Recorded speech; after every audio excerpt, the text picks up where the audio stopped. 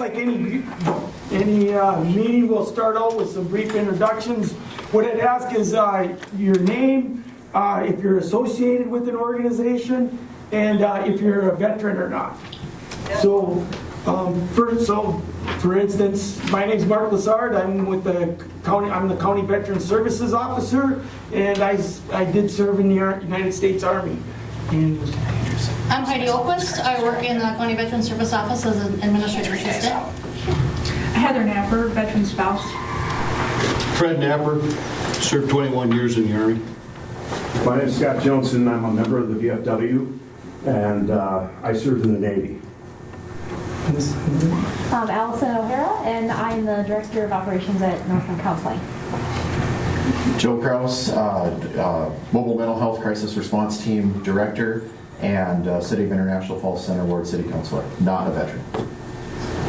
April Kraus, I am a therapist at Cedar Branch Counseling Group, and I work with the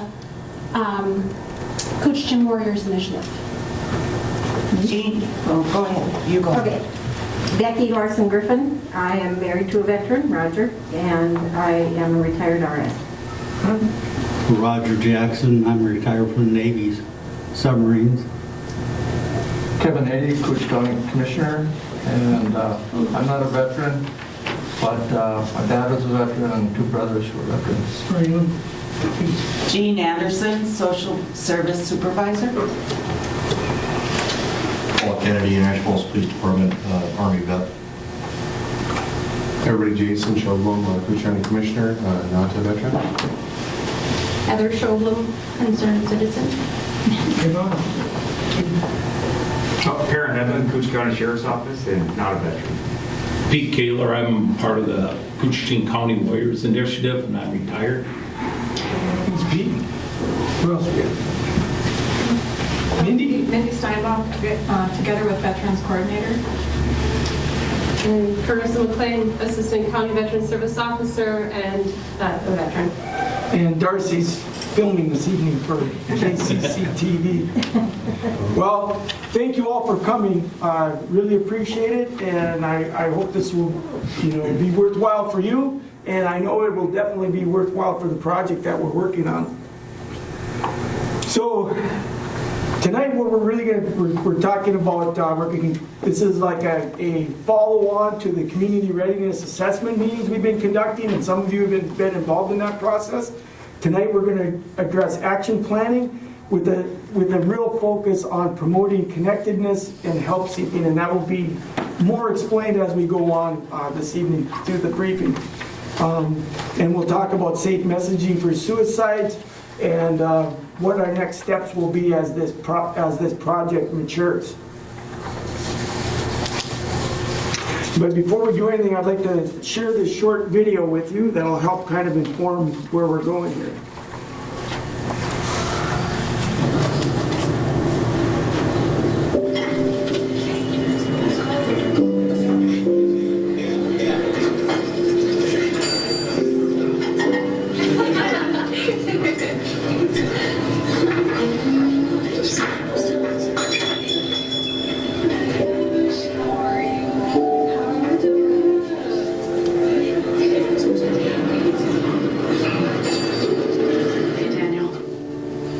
The gentleman over there, he paid for your meal.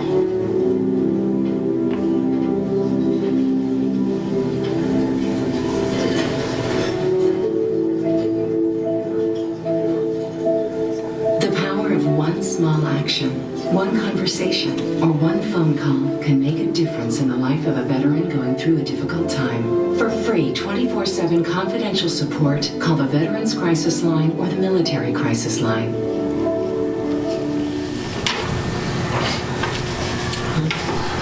So our purpose tonight is to find ways to build connections for veterans in Coochin County.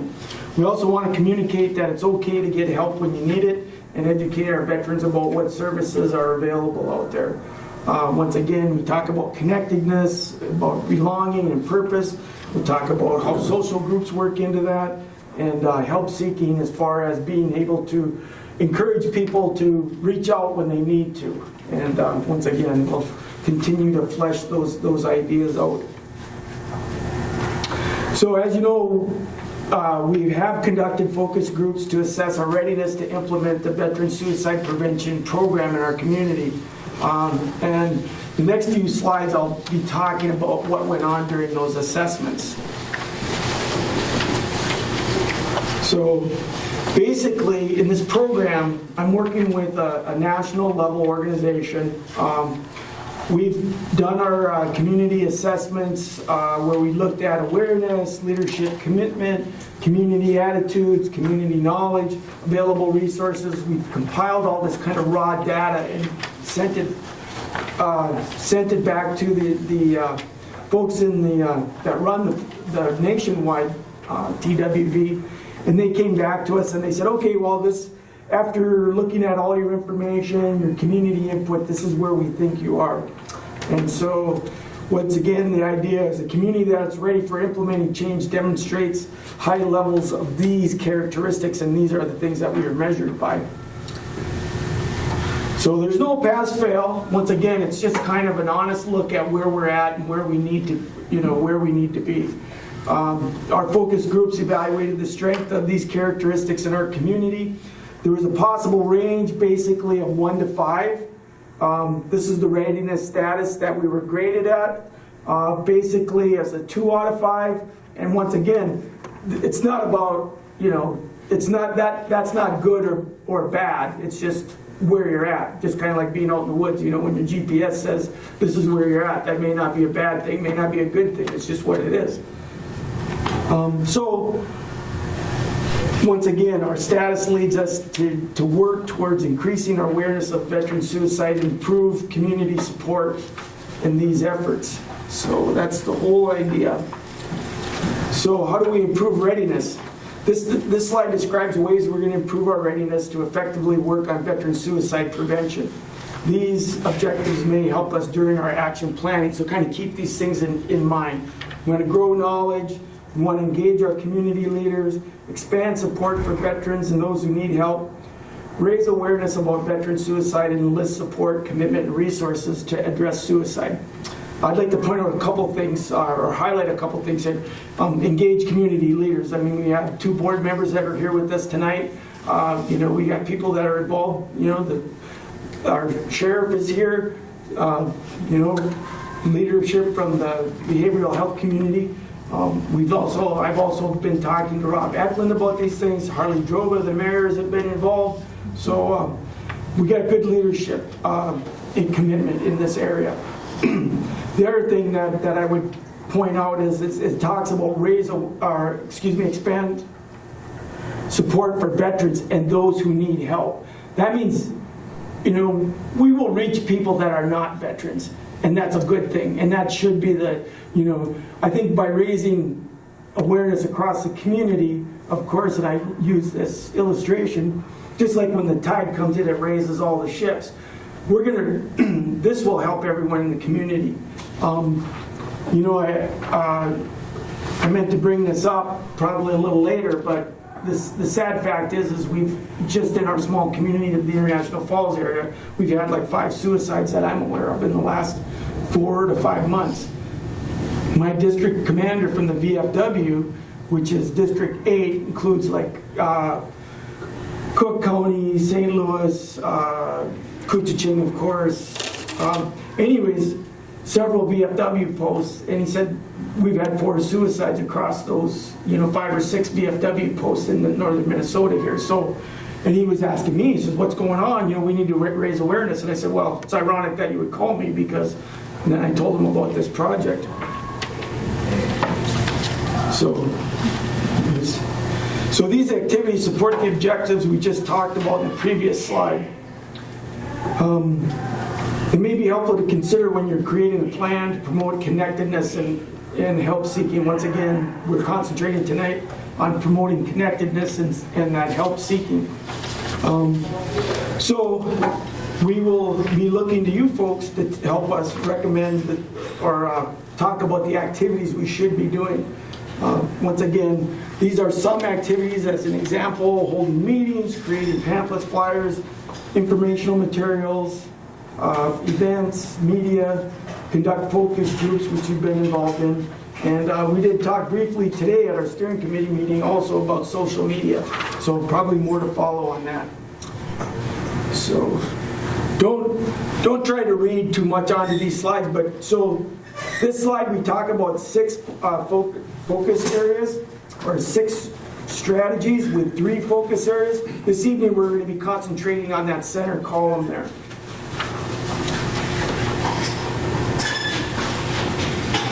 So once again, we talk about what's the need, why are we promoting connectedness and help seeking? What does the research tell us about veteran suicide and loneliness? So once again, these are the suicide risk factors that will probably most affect our population.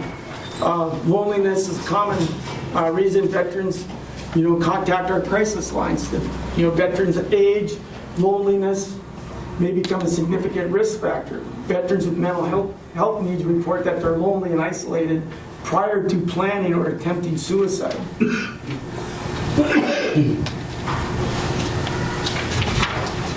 So once again, what prevents veterans from getting help?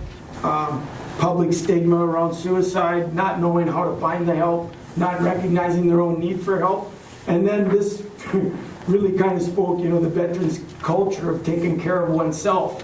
You're basically taught to do your job, and whatever other personal problems you have are exactly that. They're just personal problems. Nobody's really interested. So you learn to kind of deal with stuff on your own.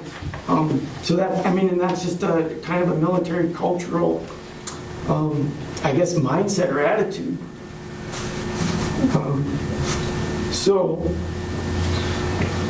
Connecting veterans to each other and to services is going to be an important part of our suicide prevention strategy. So how do we promote that connectedness? Once again, we promote organizations, activities, events. We expand opportunities for support, connection, and purpose.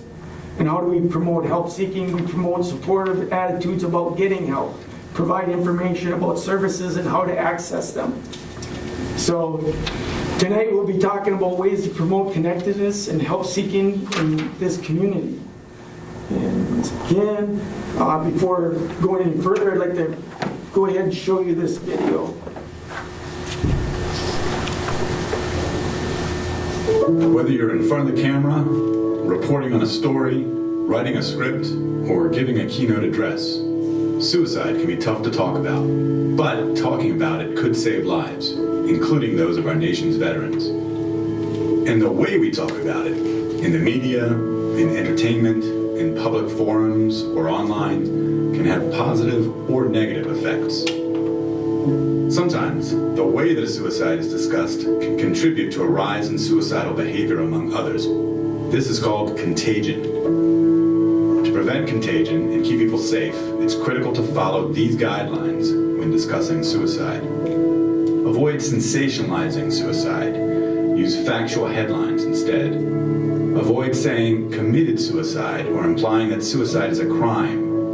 Instead, report a suicide as a death or say the person died by suicide. Never describe the means or method of a suicide. Instead, say that someone died or was found dead. Avoid framing suicide as an epidemic. Use statistics carefully and accurately. Do not attribute a particular suicide to a specific cause. Note instead that suicide is complex and that there are many risk factors. Safe messaging isn't just about avoiding harmful communications, it's also about sharing positive ones by promoting stories of hope and recovery and posting links to resources and treatment services. Messages like these may encourage a veteran in crisis to seek help and may even save that veteran's life. We all have an opportunity to use our voice, our platform, to shape the conversation about suicide. And there is power in the words we choose to use. Learn more at mentalhealth.va.gov or visit reportingonsuicide.org to access the full guidelines. Together, we can prevent veteran suicide.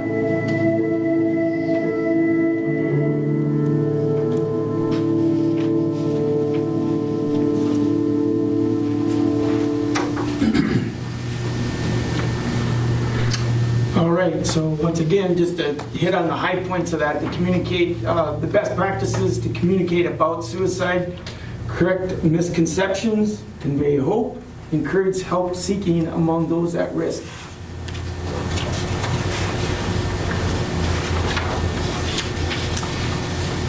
So there's going to be, you should have, oh yeah, by the way, this should be a handout that you have. To assist in this strategy, there are a number of resources available. And that's, we talk about like swag and different type items. So for instance, we do go to community events. We have been out there, past the suicide prevention program we're involved in has several items that we use to get the message out. Myself, I got a wristband on that says, support veterans, and it has the veteran hotline on it. Crisis intervention stress balls. These are a big thing. Gun locks. And there's an information suicide crisis card here that we punch holes in them, and when we give out the gun locks, usually give this card. So a person that locks their gun up, if they're going to unlock their gun for, in thinking about hurting themselves, this is one of the things they'll see is this card with this phone number on it. One of the things that make veteran suicide so lethal in rural areas are, the access to firearms. Everyone has deer hunting rifles, shotguns, whatever. And the other thing with a firearm attempt to take one's life is it's pretty lethal. It usually works. And that's why we have this stuff out here, so if you want to take some of these things with you, please do. There's bags, there's these identification tags, there's together with veteran suicide prevention coins. And the whole idea is to get that, and I got my KWI hat, Heather Napper produced all these really cool hats. She has a bag with our KWI logo, which Couchiching Warriors Initiative. Really cool hats that we plan on having more produced so we can provide them. There's good hunting pink, neck gaiters. So the idea is we have these materials available, and when we're going through our planning process here, if you think that there's something that resonates with you, say, hey, we should do more of that, or I really wouldn't pay attention to that, or whatever, let us know. Because once again, we do have these materials, we do distribute them, and we're getting ready to basically gather more materials, like hats and things like that, swag. So it helps if we get stuff that will be useful to people or will make sense. Anyways, or what will actually work best in our community. That's why I kind of point to the gun locks. We got a lot of guns. Every gun should have a lock on it. For several reasons. Even to protect kids and whatnot. So. Okay, so don't try to read this slide. It's a handout also. So once again, there's the whole TWV strategic planning tool, they call it. It has these wonderful charts and stuff that you can't really read.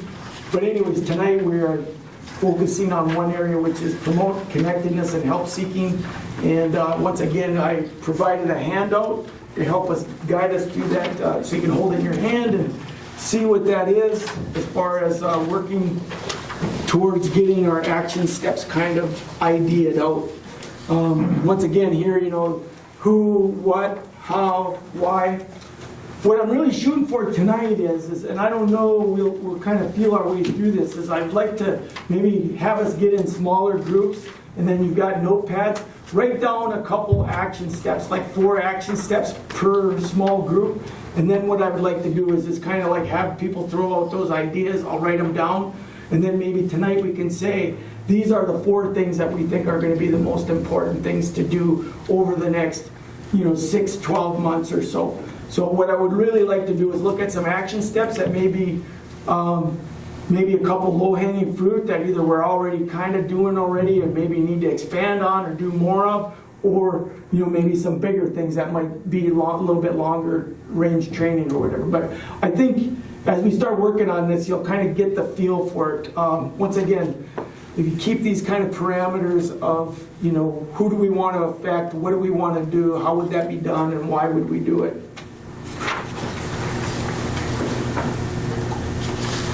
Okay. So once again, these are just kind of some ways to start thinking. How do we identify social events and opportunities for veterans? It's kind of ironic that they would talk about veterans coffee. We do have coffee for the vets every month, and it's been fairly well attended and popular, so that's been a good thing. How do we encourage veterans to seek help? How do we build community awareness about available services? So once again, and then there's other prompts we can think of. What services, activities are available for vets and their families now? How do we find out about it if we don't know about any events or we're not aware? How can we help veterans know about local resources and opportunities? How can we encourage veterans to seek support and help when needed? And then when will we be prepared to begin raising public awareness? What do we need to do before we begin? So we'll call this group number 1 over here. Well, yeah, at least you got our number right. Right. So, did you guys come up with a couple activities? And We did. I'm just going to pull it up right now. Our first one was family activities for veterans and their families. Okay. Community family activities. Check. There, we stole everybody's idea. You're welcome, you're welcome. Don't be listening in to our Can you give me an example of what that family activity would look like? So, community fun nights, just having something that we can engage vets and their families where they can all come together. Something outdoors fun for everybody. Okay. Thank you. The second one was brilliant, and perhaps I should just let you speak to that. Oh, okay, I'm going to speak to that, I guess. So one of the ideas that we had was about kind of creating maybe like a veteran youth mentor program where you could connect a veteran with, a young person that may or may not be interested in military service, but really just to increase the connection, between both groups. There's generational differences between, our teenagers and elementary school kids today than there are, between even millennials. Mental health is a pretty frequently sought after form of health care for younger ages, more so than it is for maybe older ages. It's more normalized. So that may be a way of reaching kind of that help seeking. You're actually going to have a young person that is familiar with, different options in the community, but also increasing that connectedness with the community itself for the veterans. So especially if you've got older veterans that, maybe have lost a lot of people in their lives and they don't have a buddy to go to the park with anymore or to go fishing with, because we could somehow create some type of program that helped connect those different groups of people. It might be a nice buddy program, something like that. Reduce isolation, loneliness, and promotes Connectedness. Help seeking. It kind of covers both sides of the same coin. All right, good. And then one of the last things we were discussing was that for veterans who may not really resonate or want to seek help that is specific to their veteran status, for whatever particular reason, really promoting the availability of non-veteran specific services. So if calling, for example, a veteran crisis line triggers something dissatisfying for them, making sure that we have other options available for them. Yeah, I think that's great because I hear, from vets, some vets are not interested in getting reconnected with anything to do with the military. That's a good point. All right, that was group number 1. So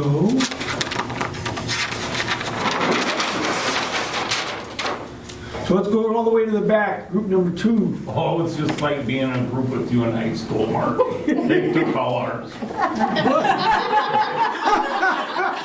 No. I knew I should have started. Should have brought a note from home, Pete. Yeah, where's the dog? Dog ate his homework. And just, he asked me to be part of this. So, well, one thing we can, and we talk more probably ideas and what than actual concrete things, but one of the things is like the which is part of what they said, your donuts with veterans yet that you have. Well, at this time, regular civilians don't go, correct?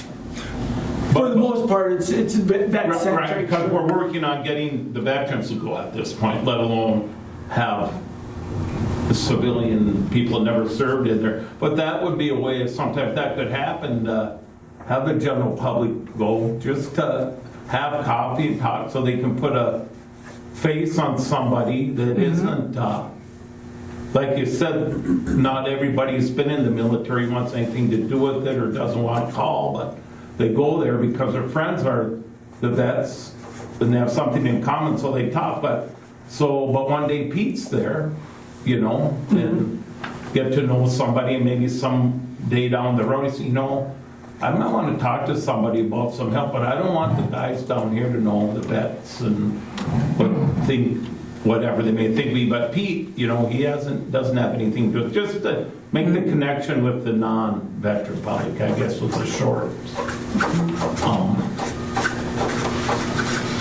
answer. But I was a city councilor once too, so short answers don't happen. So long ago. Yeah.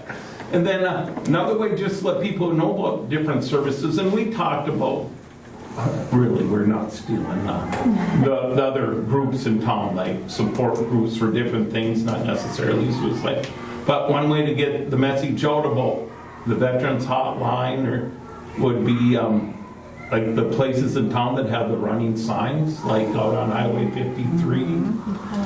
Not that they're not as nice as your sandwich board, just so you know, but just another option. But places like that put the prices, not a constant, but every now and then part of whatever they do have it on there for the number for even the veterans office. Well, that's a very good, and to add on to that, being a grandparent who watches grandkids on sporting games and stuff like that, our community's gotten very good about broadcasting so we can watch it on YouTube on the big screen in our living room, because for a while there you couldn't even go to the games. The commercials on those are very good. I think that catches a large audience on our local TV. That would be a place to broadcast that too. And another thing we were talking about, start with Facebook, reach people on Facebook, however, exactly. Like that, not what's really, we know what it is, but not how, like ads, the ads that pop up, like I'm scrolling and. Well, when you're looking at your phone, who are you with usually?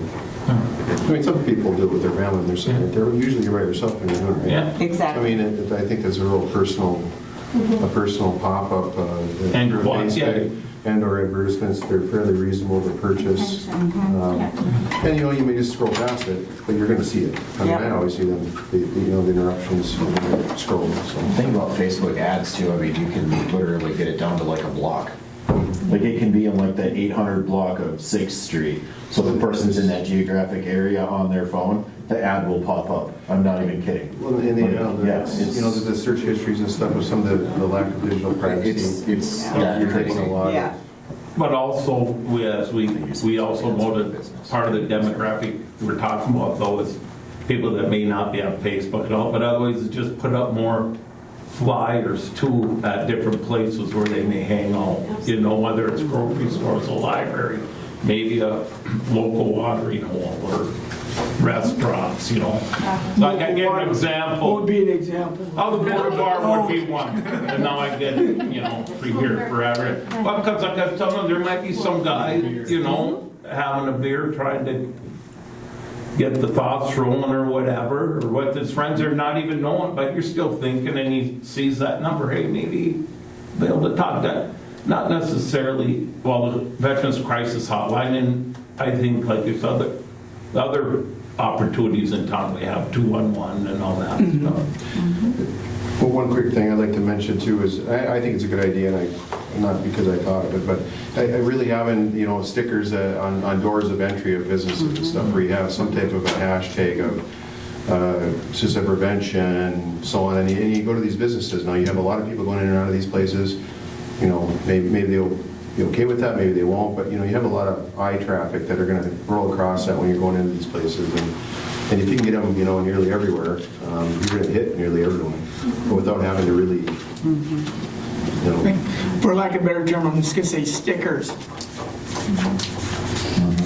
Yeah, that's a nice idea, because I think I think about like the breastfeeding friendly businesses. Yeah. Like every woman knows what that means when they walk in. You see all of them right now, it catches my attention. Yep, and so, certainly veterans might recognize that, but also their family, their friends, people that are just in the community, if we can create something that is, just a decal, that. Yeah, well, we do have our KWI thing, but we also have like and this is fairly recognizable. To me, it is. Yeah. This is, Yeah. I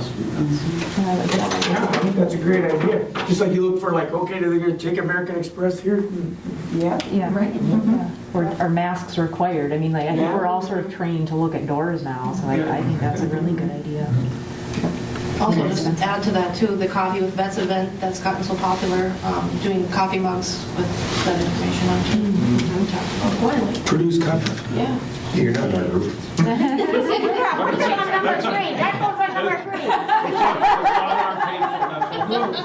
We're almost to the sharing point. All right, but you could get, if you were to do that with coffee mugs, you were talking about swag, maybe you could have those mugs in some of these local restaurants, though. They're getting cycled through, like at the Moose or at the library or wherever, where they're getting reused. People are seeing them. It's a great idea. But if it was And then we swag, have like the KWI thing on one side and the vet crisis line on the other. And the other thing that I'd point out, once again, about all the ships rising together in the harbor, the first part of this number is a national crisis line. Then you press 1 to speak specifically to a veteran crisis trained person. So the national crisis line is there, so anyone could dial that number, and they would talk to somebody. They just, would not identify themselves as a vet or press 1 in order to talk to another vet kind of thing. So everybody that spoke about something here that you put on paper, how many veterans was it that spoke up? What do you mean? How many veterans brought this up? Is this all? Well, we have veterans in our group. Okay. But that was. Who's the spokesperson? Pete. I talked. I'm not. They're all civilians. Okay. Now, great ideas. But you know what? And I'm sorry, but a lot of our veterans just don't like you. You haven't changed much, man. I'm sorry. And to sit part of around what here this is about. and all this stuff is out there. There's commercials, there's education, there's therapists. I used a therapist in your place over there. They just don't. Well, I think the idea is that. But we have to identify these people. And you're not going to identify them with copies. These people are not going to waste their time with you. Okay, and that's fine. I get that, but then how do we do that? Right. Remember, and we have to search them out. And you're not going to search them out by inviting them to coffees. inviting them to get a coffee mug. They're beyond that. Some of these people Well, these don't are even... ideas. What's the search idea? So Yeah, we'll get to that's your. my question. We'll get. So let's. That's my question. How do we search them all? Yeah. Yeah. So, and once again, keep in mind the frame that we're looking at is help seeking and connectedness. So, once again, keep it framed.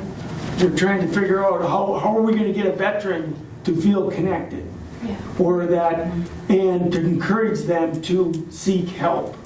So, I mean, there's one side. Well, we'll come back. That has all been available to us. Exactly. Just like it says in the Bible, there's nothing new under the sun. However, the reason why we're meeting as a community is what are those pieces do we want to pull in and use as action? You know, what can we do here locally that's going to be best for our community? So, I mean, yeah, like all these materials and stuff, they're produced at the VA level for the most part. I mean, we're kind of, that's part of the a good example of this program saying they wanted us to develop our own logoing and our own name, title for our project. And so that makes it our project. So we're not just together with veterans, VA-sponsored suicide prevention program. Now we become the Kuchiching Warriors Initiative, which we're focused on our people here. The VA is supporting us in the background or whatever, but we're designing this program for us. I understand that. Okay. But I don't think we're really getting to the meat of it. I mean, don't get me wrong, people. Really, really appreciate your effort in your input. But these people are not going to waste their time with you. You have to seek them out. And how you seek them out is get on the ground. And we have to find them. And we do that through, Kuchiching County is one of the largest counties. And I really honestly feel that if you take and I have no idea how big of a block you want to do it, but if you take and, just break it up into checkers, and the first thing we need to do is just find out how many veterans we can find. So survey. And we need to do a survey. And we really... Well, hold on to that thought, Fred. Let's go ahead and see if, you guys back there, is there anything else you wanted to add to this list here? I think it was just Facebook, right? What's that? Facebook. Yep, Facebook, social media, messaging. So, okay, now we're up front to this group number 3. So when you said, we just left off, you were saying, find out who they are?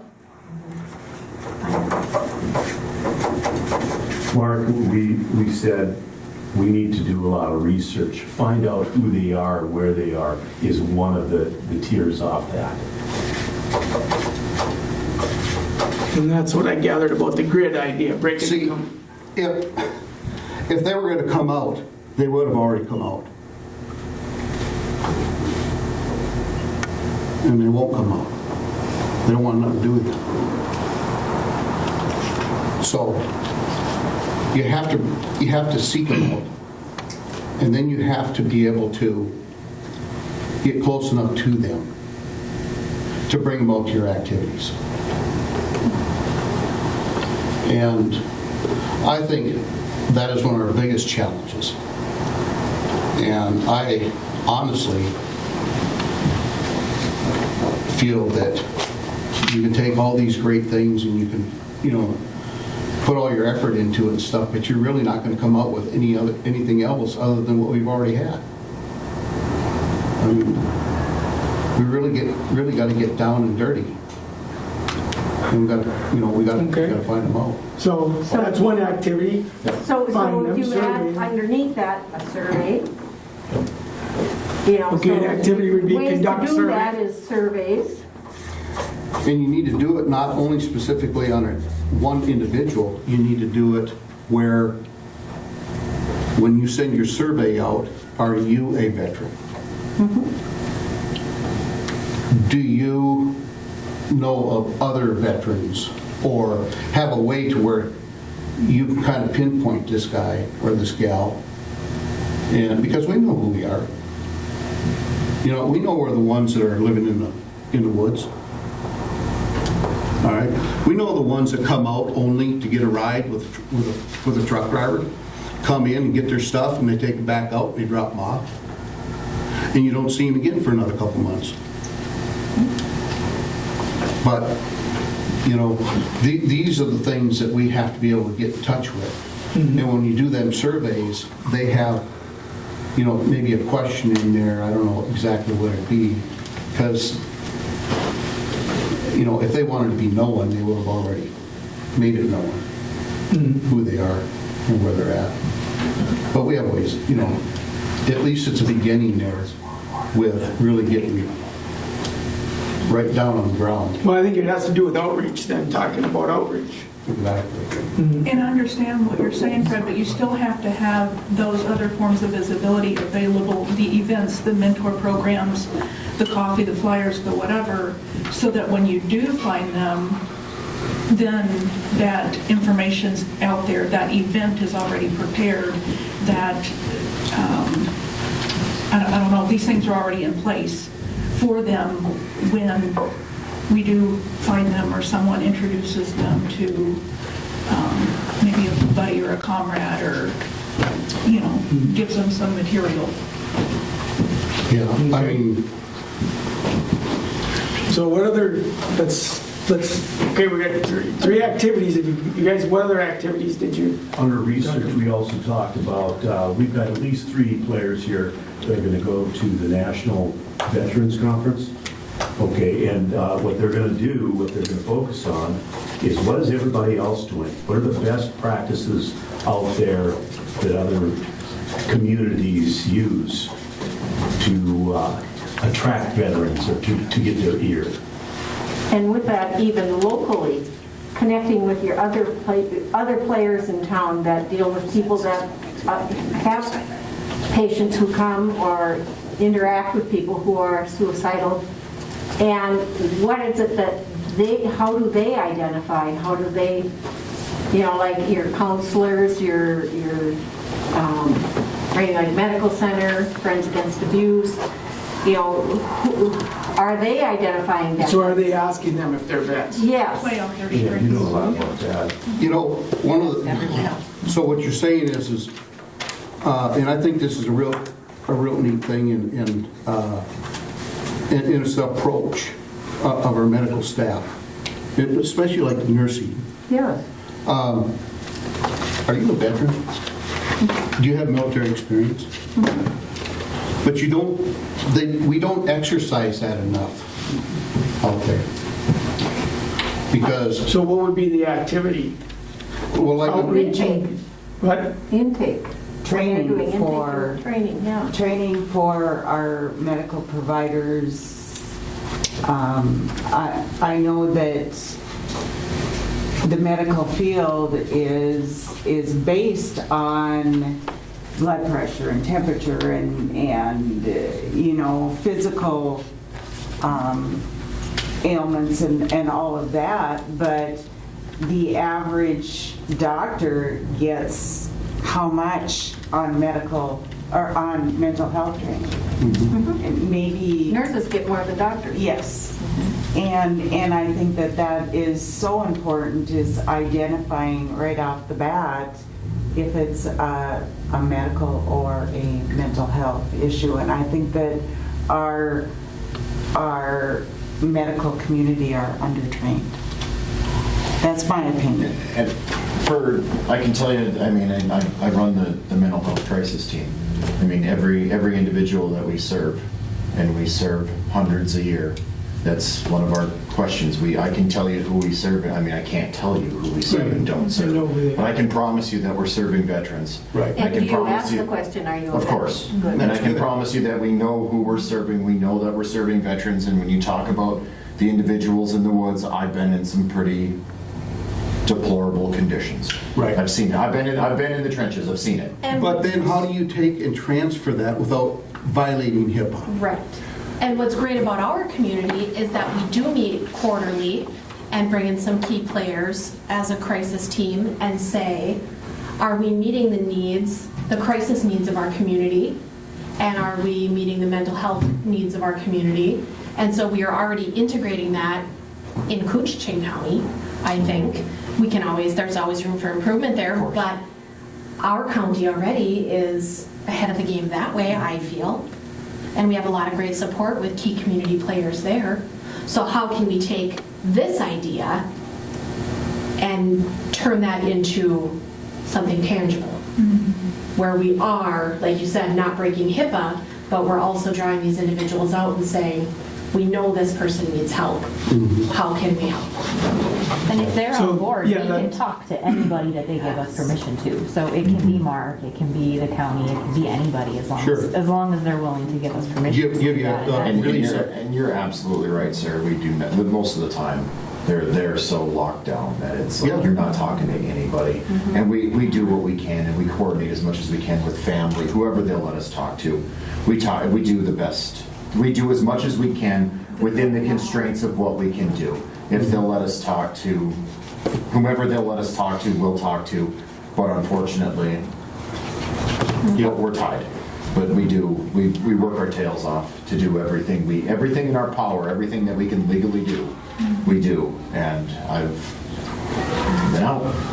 You've seen it. Mark, a couple of things that you may have talked about it with your social media and stuff like that, but we talked about a periodic veterans column in the paper, a column dedicated to our local vets or education or whatever the theme's going to be that week or that month or however often we do it. And then, being a member of the Elks Club, one of the neat things I think that they do is they send out a newsletter and they talk about what the opportunities for service is and who's who in the zoo. They get right down to whose birthday is it this month. I mean, but it's just a fun newsletter that, like Fred said, I mean, what I think this group can do is offer things up. Then the vets need to come around. But we need to tell them what's out there, what's available. You and I brainstorm things like fishing trips or come hunting season, or a lot of us have boats here. Fishing with a vet. But activities like that, I think that's just that's a small group in itself. And that was kind of like the outdoor activities, but yeah. But I mean, if one group attacked one major area and then reported out periodically to you. So like once again, to kind of circle back in, the idea for tonight was to identify some activities. What we'll do is we'll take these activities back into our steering committee and then start basically looking at, okay, what can we do? How many of these things should we do? What should be the tempo? Is it once a week? Is it once a month? Is it a longer range plan where it's got to be maybe out a year or so before we can accomplish something? One thing I didn't hear in there, and I've heard before, is having like a more welcoming kind of vet drop-in center or like a day room where people can go to see other vets. And I think I believe part of the solution is going back about having the veterans becoming responsible, like offering, I think it is, I don't know how to put this, but when I read this, what I say is like, it's not healthy for people to isolate and, do their own thing and feel sorry for themselves, quite honestly. And, maybe they need to, be let known that you need to continue to contribute. That's my take on it. Do you know? Does anybody have a question what a day room is? We actually I discussed it. explained it to my group. Okay, great. Anybody? You know what a day room is? Okay. Yeah. And so, and I like the term day room, quite honestly, because I don't know if, there is a vet center in Duluth, but when the VA uses that term vet center, it means there's a whole lot involved in that as far as services and whatnot. Yes. I would like to hear your definition of a day room, because I know the definition of a day room in a chemical dependency treatment center, or I know the definition of a day room in a youth residential center.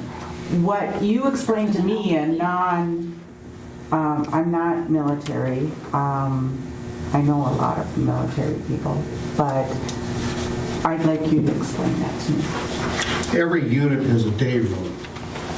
You have, and it's your smaller units, like your troops, your companies. And these are elements that build your battalions, your brigades, and as it increases, it gets to the thousands and tens of thousands of people. So then you run out of this day room thing. So it's down to, like, a company can average anywhere from 100 to maybe 250, maybe 300 people in a company. Now, that means that, they're not always, you got your lower enlisted, and you got your NCOs, you got your officers, and a lot of times, our service members, our lower enlisted, are not very well paid. I mean, they don't make nothing. I mean, when it comes down to what they make, they don't have the ability to go out and splurge a lot on different things that make them, entertainment. So what they do is they stay at the unit, and they stay at the day room, which has got pool tables, foosball tables, ping pong tables, TVs, gathering places. Just a variety of different things. Yeah. Now, usually the first sergeant, who is the head of that company, will establish hours. And they can go in there at certain times, and there's cleanup times and stuff like that the on-duty people maintain it. But this is kind of their area where they go and they, some of the first sergeants go to the extent where they have coffee or, Kool-Aid, refreshments, and, if the wives want to bring in, goodies for the lower enlisted, they'll bring in and they'll lay a spread out there for them. And, it's just kind of a way to kind of give them that home type mom's kitchen or whatever, and still be able to play games or just sit and lounge and enjoy themselves without costing an arm and a leg. So that's a day room. And the day rooms can be used for a variety of things, classes, stuff like that. Family days, when the kids come in and the wives and the husbands and stuff. But as you go up into like a unit, say for instance Fort Hood, Texas, they're going to have something that's at that level that we have NCO clubs, officers clubs, enlisted clubs. And that's when they get into where if you go there, you might be able to play pool for nothing, but you have to pay for your refreshments or your food and stuff like that, So the day room thing is kind of a freebie, and it's kind of a meeting point where, everybody kind of meets up and gathering place. Yeah. But thank you. I learned something. But that's a day room. I know. We had them in the Navy too. We call them ward rooms and messes. Officers' mess, chief's mess. And but it's the same idea, and it's the same sort of thing. We have refreshments, you might have snacks. You got things to do so that, people aren't doing it out on the town with half a schnootful. And we've used this successfully. I don't know. The services use this all the time. Okay. I don't know, kind of like a USO. Yeah, and so the idea is that it's someplace that's comfortable, it's inviting to. And they're familiar with it. They're familiar with it, the concept of it. But, you know, doggone it, it's just like, I don't know how to explain it, you know, it's like, I don't know how many times I've been asked, well, you know, are you thinking about suicide? Do you think I'm going to tell you if I'm thinking about suicide? No. Stupidest thing I ever heard in my life. For Christ's sakes. You know, but anyways, and I say that because we've got him here. Right. It drove me nuts. I ain't telling you whether I'm going to kill myself or not. So what's going to happen if I do? You know, use your head. You can take my guns, you can take my knives, but Send me away. you know, go on the registry, you know, who knows? But isn't that kind of what we're trying to combat here? Right. Like, because I mean, how should we approach that? You know, if they're going to kill themselves, they're going to kill themselves. Well, that's not It is necessarily what it is. true. That's one of the myths that they will say in suicide prevention that we would combat. Right. But what we got to do is we got to be able to go into it with an approach. But first, we got to identify these people who we got in our county. And that's what they're saying too, through this And- program, through connectedness and health. I understand, but Yeah. they're not going to come out of the woodwork to come to have a cup of coffee. Very few. Right, I understand that, but as far as the suicide prevention, the more you can connect them and the more that you can show them that they are valuable. And I kind of, you know, having gone to the Donuts with Vets several times, because I'm the president of the VFW Auxiliary, and so generally I try to help it out. And I have to say, when you first started, it was just a few people. The next month there was a few more. Next month there was a few. The word of mouth has gone around, and now you have a full house every single time you do it.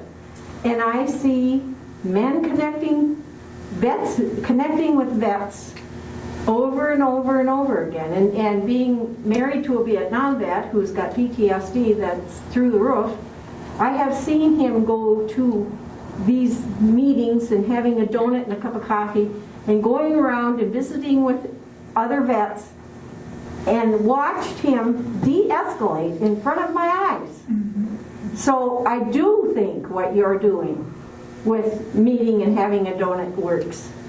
And I think that, you know, however you do that, and whether, you know, I think you're almost getting to the level where you don't have room at the coffee shop anymore. But you got vets on vets, and that's you can do. And that's what you want. And if you prove yourself, like, you know, you've stepped your game up, and you're involved in the VFW, and you're involved as CDSO. You're on the radio. You're very proactive in the community. That's what's going to bring them out. But, you know, when we do that, and the numbers are that great, we know each other. No, and there's a big crowd, but you see somebody new every month. So then what we have to do is we have to say, hey, you 150 that came out to have coffee with me, we need to connect. Can you give me any names of our veterans that are not coming here? And I really think that if we're able to do that, you're going to be more successful.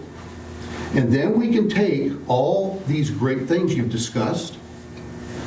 Now, don't get me wrong. I'm not trying to be no asshole to you, but I'm being straight up with you on how a veteran's mind works.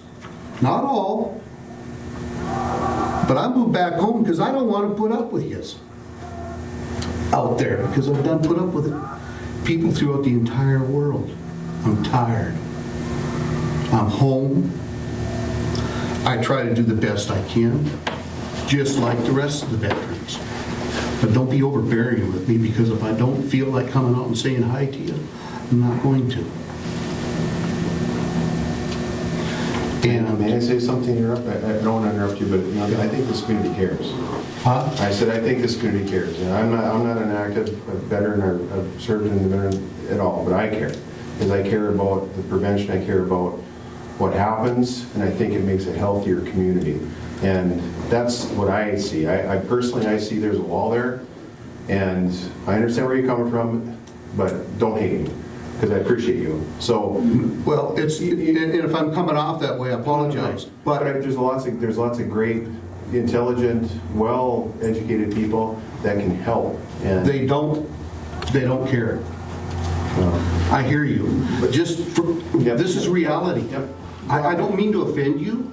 I don't mean to make you feel like you're not a part of something that is so important, and we're all here to do what is right for our veterans.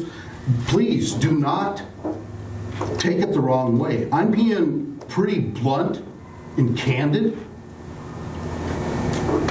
but I came back home because this is my home, and it's away from a lot of stuff that I no longer have the tolerance for. And I've stepped up, and I started Veterans Day program where we started bringing people together, display. Veterans are very, very proud of what they've got in their trunk. And so is their families. But they need to tell the community that. So the events that I started on Veterans Day is we've started bringing things in and getting the word out there. But this is a long process. Now, we didn't do it this year because, I was gone. But Bacchus is picking it up. CDSO is picking it up. They're going to start a museum. They're going to start doing things that draw these vets in, because these vets will bring their stuff in. And they'll put it on display. And some of them will talk to you. And some of them will only talk to maybe one person, like they did my wife. Never seen him before. He came in, he talked to her, very few words, bang, he was gone. That quick. And so I think that's what's really incredible about what we're doing here, is that we're covering such a huge spectrum. We're covering people who are very hidden and very protective, and we're going all the way to veterans who are very well connected. So I think it's great that we have this conversation. And all this stuff is really, really cool, because they're all going to recognize families, get-togethers and stuff like that. That's what they did. Yeah. But when you deploy, there's something that goes on and you never get it back. All right, so I think we got some activities here. We'll go ahead and collect, we got the information captured. We didn't get as far as I was really planning on getting, but that's okay. What I've got to is once again, like I said, we'll continue to refine this with the steering committee. I'm looking to have another community level meeting, probably about mid-March, where we will have some action steps, and we'll talk about some frequencies and some very, the place we're trying to drive to is to have some very specific things, actionable items that we can, we know we're going to do, like so much advertising. We know we're going to host so many events or whatever that is. But that's the whole idea of the action plan, and then we can start applying resources as far as the money and the time and the energy. So once again, I would, I really thank everybody that came out tonight. I know it's been a long evening. We still have coffee and donuts. If you would very much appreciate if you take a moment and complete the evaluation form. We do use those, and that's how we ended up in here. Read the evaluation forms. A lot of people had trouble hearing because the room was too big that we were in last time, so we kind of shrunk it down a little bit. And once again, I've got my business cards out there. I've got my email on there. We all know each other. So if you think of something after you leave, yes, Rocket. Also, we'll be going to that thing in Denver. In March, yep. So we can share that with everybody out here. Yep. Yeah. We're going to be in Denver, what was the dates? Like 7th to the 10th. 7th to the 10th, yep. And that's all the other, there's only 22 TWV projects in the United States. We're the only one in Minnesota. And so we're going to Denver to see what everybody else is doing and how they're doing, and I'm sure we'll be at the top of the heap. No, I'm just kidding. We're going to go there and teach them. Yeah, well, Yeah, right. I wish. but anyways, so if you do come up with something, or there was something that was unsaid or whatever, give me a call or shoot me an email, and I greatly appreciate it. If there's anything else that I can do to make the meeting more comfortable or more attractive, or we can, and importantly, invite your colleagues and friends. You know, hopefully, yeah. So let's keep, once again, it's about involving more of the community, and once again, I think just by our I don't know if footprint's the right word, but just by our activity, I'm hoping, of course, that, just like Becky was talking about with the coffee with the vets, the word starts to get out there and other vets start inviting other vets. And, one of the things that I reflect on, or I tell people about coffee with the vets, I usually run into somebody I've never seen before at these events. And I consider it a success if I meet one vet I've never seen before. So, anyways, with that, Do you ever invite them to join the VFW? do I? Yes. Yeah. And this is interesting. It'd be So nice to ask them. Fred had talked about the day room, and so day rooms don't have alcohol or anything like that. And when I, talk to a vet, just a little short story, when I talk to a vet and I see that they qualify as far as their, wartime service overseas during wartime or whatever, I ask them, are you a VFW member? And invariably I'll get an answer usually about, well, I don't drink. Mm-hmm. So, and that's a VFW image problem of, That's right. if you're in the VFW, you go there to drink. That's right, so- and that is a problem. Yeah. That And you is a look big at the problem. crowd we saw last night at our meeting, those are the old school. Nowadays, they're not into the drink, they go home to their family. Mm-hmm. Right. But the image is. community image is it's a place to drink, and even us. I mean, I'm president of the auxiliary. Roger is the next commander of the VFW, and we don't go there except for our meetings. Right. We just do not go there unless we're there for a project or an event that includes families and everything like that because of the drinking. Sure. Okay. So I think that if we ever get anything like a day room, it needs to be someplace that, because people with PTSD really shouldn't be drinking.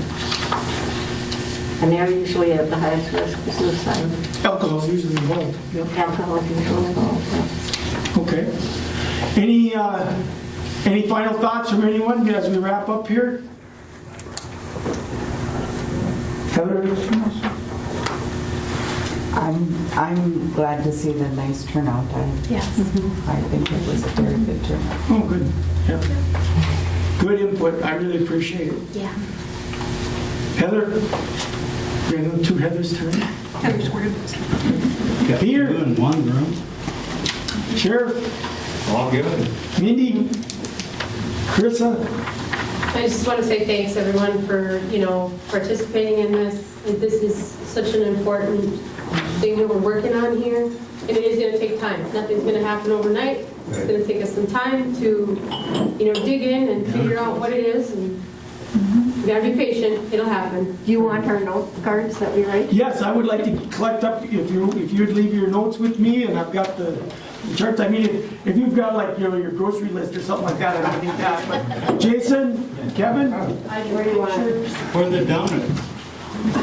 They're tomorrow. Kevin, did you have anything you wanted to I add? gotta get up early, just as a Where do you want it? Jason? Oh, thank you. Huh? All right.